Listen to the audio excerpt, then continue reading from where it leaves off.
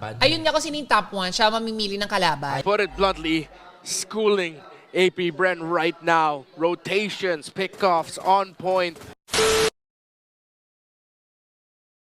MPL where he can solo carry the whole game, but it's gonna boil down again to Renmar's point.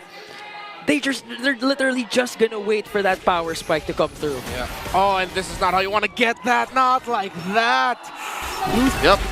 DK off camera trying to yeet out the orange away from AP Bren as 3 members of the former MDL championship squad just dogpile on the turtle. James Banks secures. Yeah, and that's a great rotation because James Banks does not have an orange buff to steal on the side of Aurora, so they're going to try and steal purple. Here comes the Tsunami Slam onto the Hitman! And the blast just literally blasted Renejay, and now they're going to transition onto the middle lane, and that's already a win for AP Bren. Earlier. Yeah, so far nothing too crazy. Although I like the item build path of Edward. He went for Dreadnought, Fury Hammer, then even got some pants for himself, knowing that he has to spend a lot of time in the front lines. Yep, this was referred to by Bennqt earlier in the day. In that pre-match segment, he mentioned a chop suey build. Kegeda with a jump. Oh, there goes in also with Infernal Pursuit, gets caught up by 4. And a shutdown onto Bennqt. That's a good play from Aurora. One of the veterans of AP Bren got isolated. What were they thinking? Center of the map. Okay, James Banks is only able to get the JJ! buff. Oh, what a kick! No, Purify, so the kick's gonna connect. Feeds him off to Bennqt, already a double. Slayer's out of the players.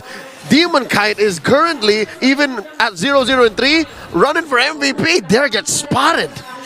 Okay, now they're gonna work on the top lane. Here comes the title strike. Again, a beautiful Purify coming in from Bennqt. Now the clap back from Aurora. Oh, mega kill! Make it 2! Might go for 3, but Bennqt gets 1 more and a double! A 4-man swing for the Northern Lights. Skirt gets away with just 10 HP. Aurora, I don't know if it was up to them, but they took 1 prisoner to go tell everyone what went down. This is vintage Aurora. Again, just knowing their power spikes in conditions.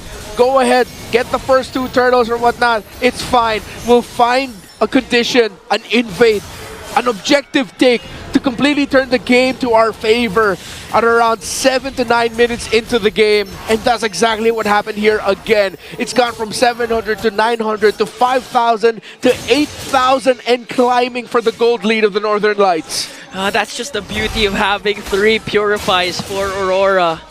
I mean, if you're Kekidon, you have your eyes set on the Bennqt, Yawi, but now Aurora trying to go for it as Dare jumps in once again. There was an Unleash the Beast. First man down is Kekidon, and from the back, the last Raider sandwiches AP Brennan again. Is this an instant replay? No way! Deja vu!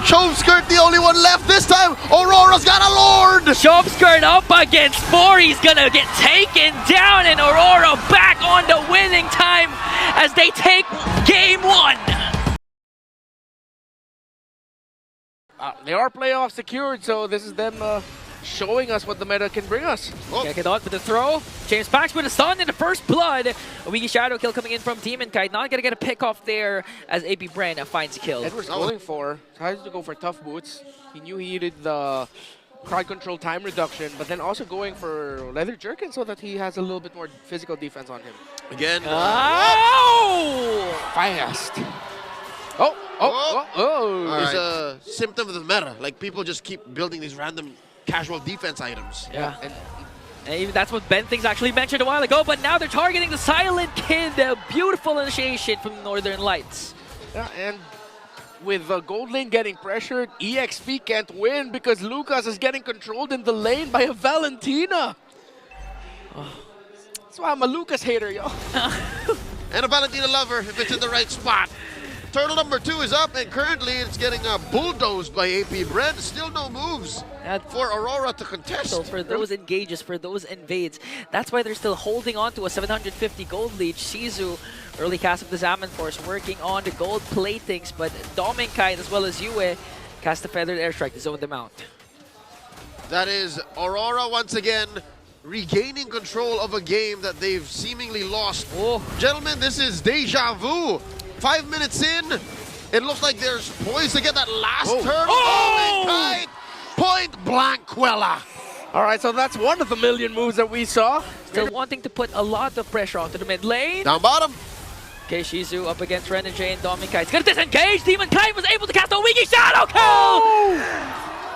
Wow, Bennqt! He took Kekida with him up top. And now they're trying to trap and work on Ed. That's me. This is in the same timeline where Ryota was also part of Onic PH, who now plays for Onic in MPL ID. Last hurdle up, the death strike from Yawi. Okay, James Pack's gonna secure it. Oh my god, still connects with the unstoppable force. Manages to stay alive, but gets taken down by Bennqt.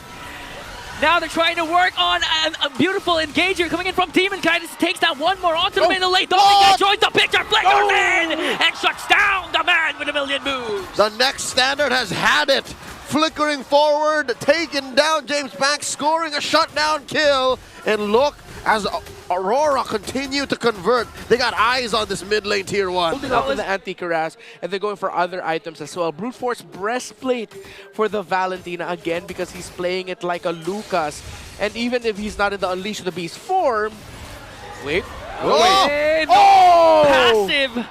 Bennqt secures it with one Wiggy Shadow kill. Chovsker 0-2-1 in the mid lane, and now they're gonna transition up top once again. Yawi with a feathered airstrike to zone out. Edwards as well with a shockwave blast, and they're gonna work on the top. Heading into this week, James Banks promised the Beast we will make it to the playoffs. Right now, Aurora are outplaying them, making it look like that promise is gonna be a near impossible task to fulfill, as one of the teams already secured for the playoffs is, to put it bluntly, schooling AP Bren right now. Rotations, pickoffs, on point, timings, and again, helped and supplemented by Lucantina in their EXP lane. Lucantina, I don't think I've ever seen Edward pick up anything besides Unleash the Beast. And that's the scary part. You have a lot of options, Frigid Glacier, even the Unstoppable Force. If Edward tries to be versatile enough to do those, but Renejay with the Conceal, they're going to work on Kekida, Unleash the Beast from Edward onto the back as Yawi picks up one more. Edward! Shizu not being able to free hit, got separated from the clash. Edward's going to sacrifice himself for the greater good. They're going to get a Lord. Zoned out by the Valentina. That does not feel good. Edward falls, but they got the Lord, and we'll get a lot more crowd control because of it, Bennqt. Another Wiggy Shadow kill. They're going to try and share the damage. They're going to be able to out-sustain it though, but again, Aurora still has control over the First Lord. And with the 3K gold lead, they might want more than just an inhibitor turret. Banks, who, by the way, in game 1, Bennqt played a one hell of a Suyo. Now here he is. He can't even split push. Look, top lane is slow pushing a fat chubby red wave. Kick it out with a flicker. There's the throw, plus the Frigid Glacier, but the killing spree coming in from Bennqt. They're trying to clap back by bringing down the Hitman, but there might be next on the chopping block. A beautiful ultimate coming in from Bennqt. Now James Banks already used up the red tree coming in from Bennqt, working on Yawi, but a stun! And a triple from the last Raider, the smiling demon, Bennqt. Curse of Crow's doing work, and because of that, I think this is where we say, that's it! And that is it for the Northern Lights. A fast game to cap off our day number 1. Another point eludes AP Bren as Aurora sweeps 2-0. And ito ha, guys, yung inisip ng iba, walang walang bearing to for Rora. Meron po itong bearing for Rora, guys. Oo, kasi inahabol nila ang top 1 and top 2 kasi sobrang laki pong bagay nun for the upcoming playoffs. Yes. Sobrang laking advantage. Pero hindi na ba yung katulad dati na pipili nung kalaban? Ayun nga kasi yung top 1, siya mamimili ng kalaban. Ayun. Oo, kaya importante yung top 1. Kaya nga pinipili nila i-secured lalo na ngayon, umahabol pa yung Onic. Alam natin, tinalo yung yung Aurora, tas kanina tinalo yung Falcon. So, gusto nilang umangat din sa top 2. So, doon possible magkatalo-talo yung TLPH, Onic, and Aurora. Kaya sobrang importante nito na hindi sila maisahan ng mga nasa bottom teams. Possible pa